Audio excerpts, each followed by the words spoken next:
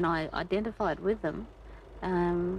For a few moments I felt that I was with them, even though I'm from another country.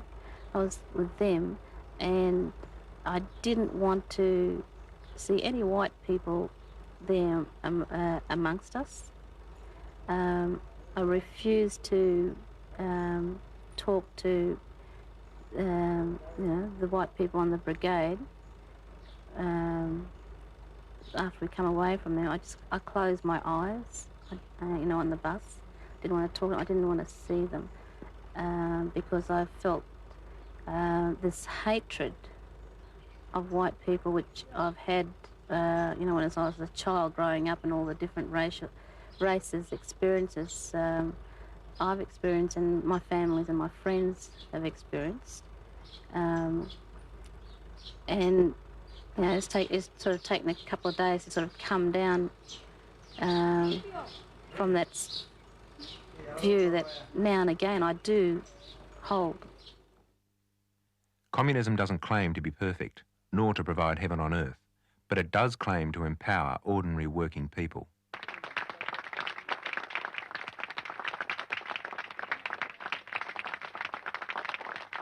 Comrades, tonight we are honored with the presence of some internationalist workers who are going to share this night with us, and they're going to talk to us about the activities they have performed abroad.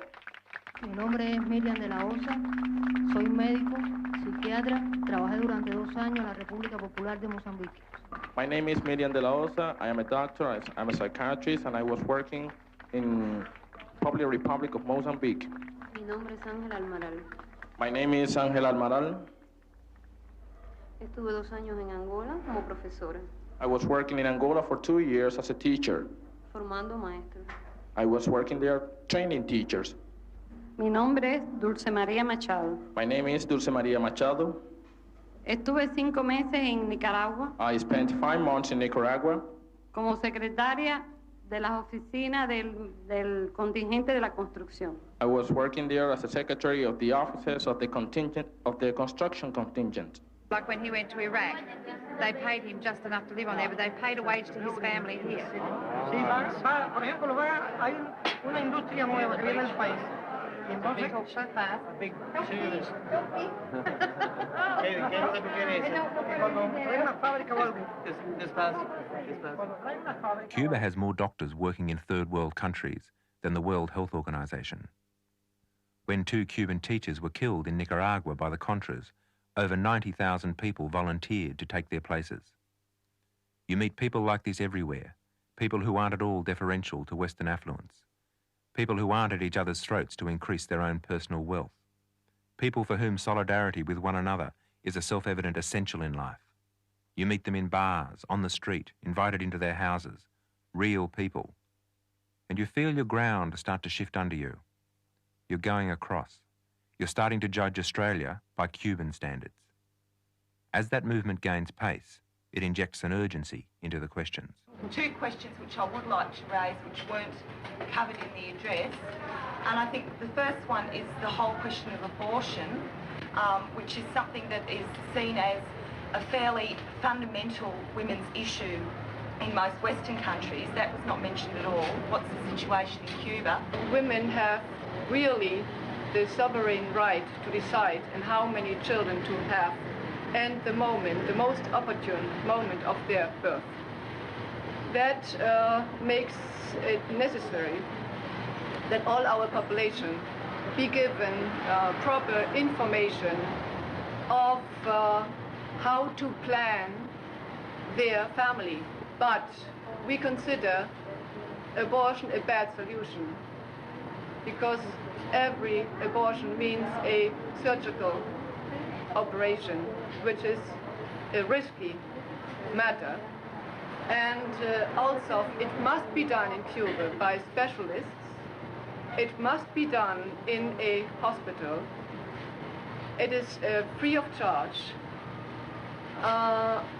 It is being performed under the best possible conditions.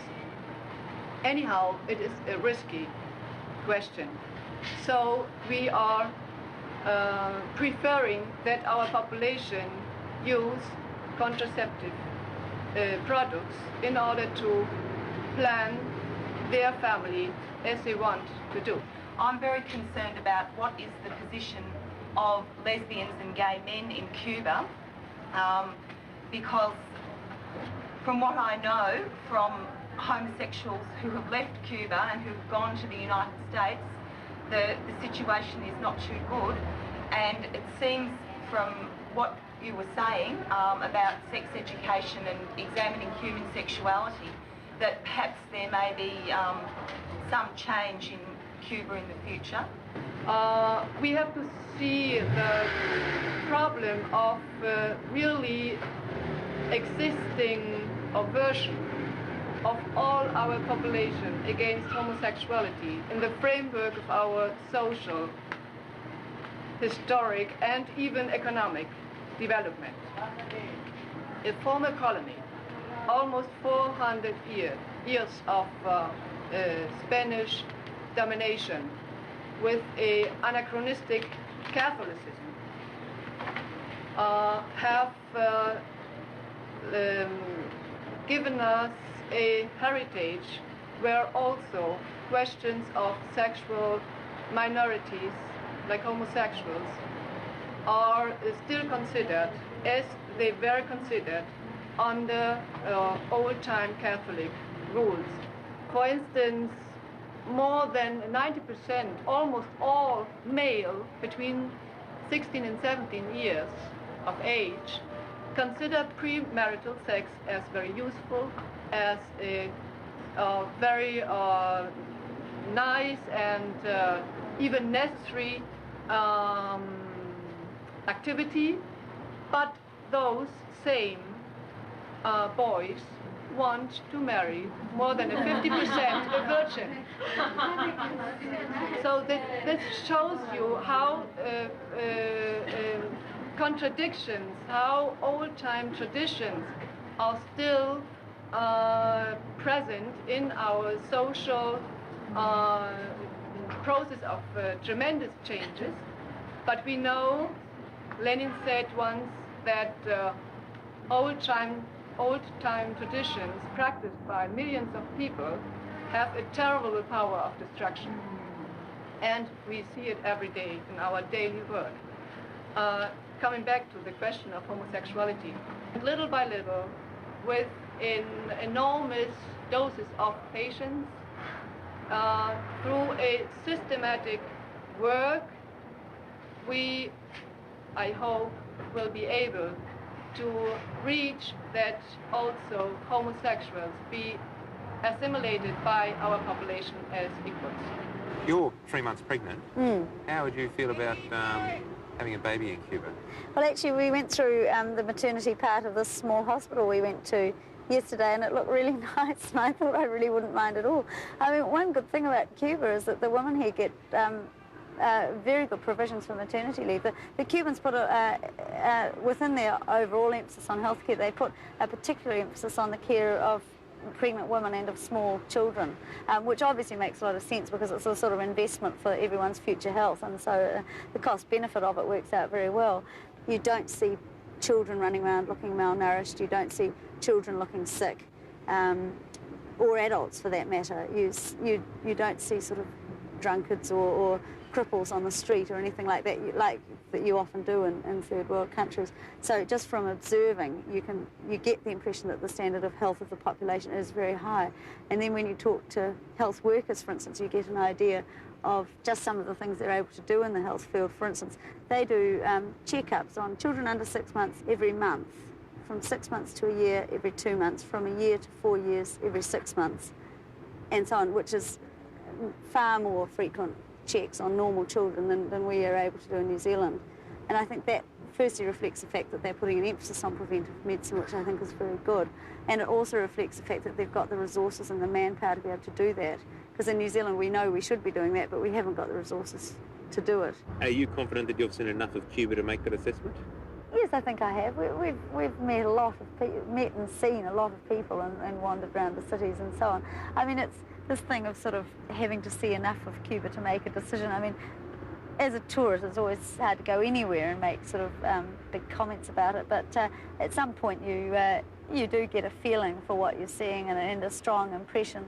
And I mean, you're never going to be able to sort of talk to every single Cuban and get their idea on something. And you know, you can only get a sort of an idea from what you're seeing. Do you think the Cubans are happy? Oh, well, if they're not, I'm a hell of a bad judge of human nature.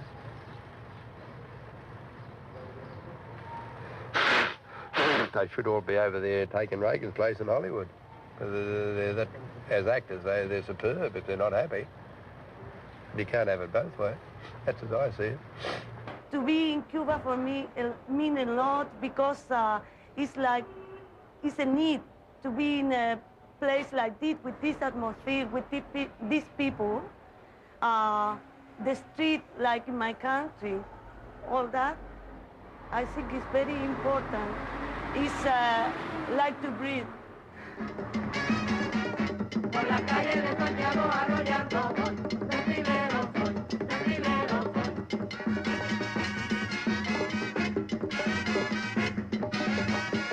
Y de qué lugar yo vengo me pregunta soy, te responderé, centinelo soy.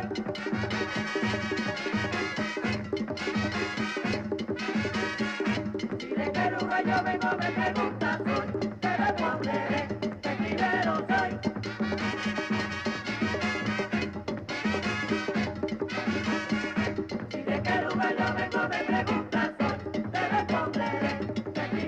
soy.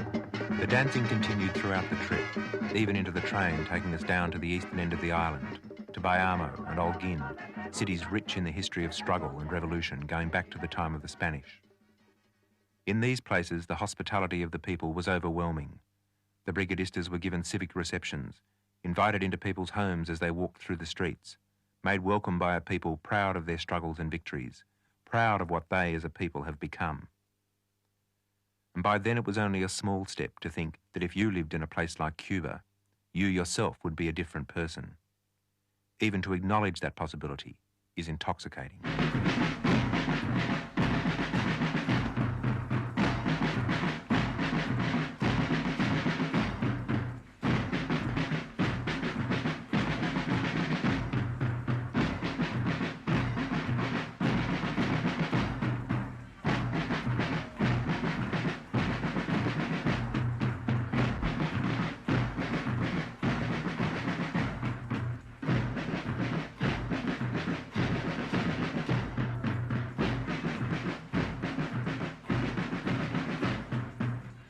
And from there, up into the Sierra Maestra Mountains, holy place of the revolution. Este lugar fue el centro de las operaciones de la columna número 1, fundada por nuestro comandante en jefe Fidel Castro. This place was the core of the operations of Column Number 1, led by Commander-in-Chief Fidel Castro. Hoy por la mañana ustedes van a visitar la comandancia general. This morning, you're going to visit the General Command Post. Y un frente guerrillero no era tanto que una cantidad de elementos, quiere decirse, de hombres y mujeres que luchan, que se alzan, que están contra la justicia, contra el hambre, contra la miseria, contra la explotación, contra los crímenes. And a guerrilla front is nothing but a group of men and women who rise in arms against injustice, misery, and who are against crime. Que vivimos en los montes, en las cañadas, que no tenemos lugar donde vivir fijo. Who live in the bush, in the forest, and we do not have a steady place to live at. Y que peleamos donde nos conviene. And who fight where it is convenient for us. Esto puede existir cuando hay el apoyo total de los campesinos y de los obreros de un lugar determinado. But this can only exist when we had the support of the peasants and workers of a particular place.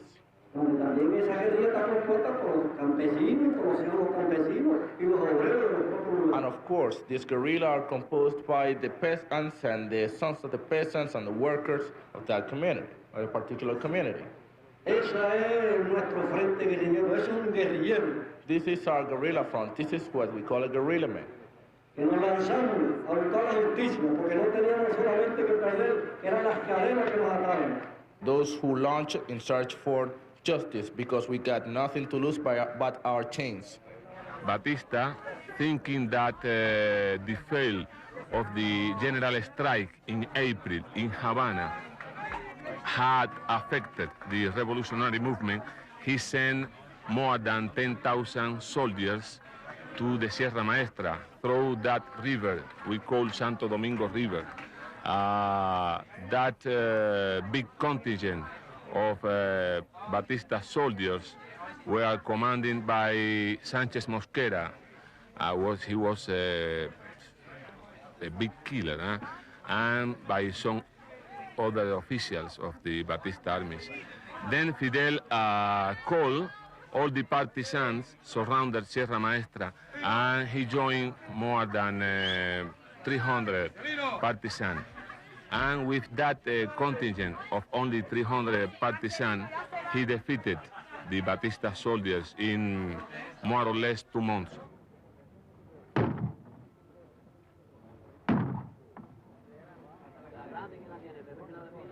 When you arm the people, it's instructive to watch where they point their guns.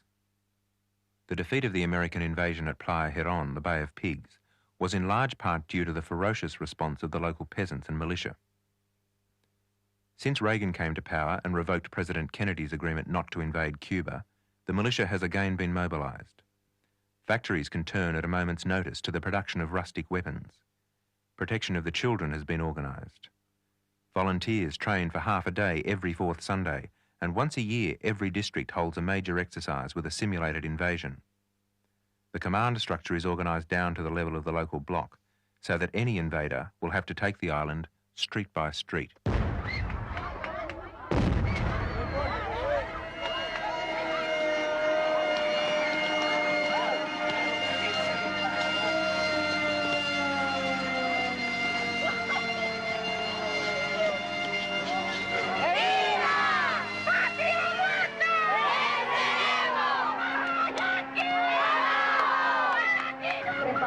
Capacitación militar y organizadas en batallones, 376.459 mujeres. And 376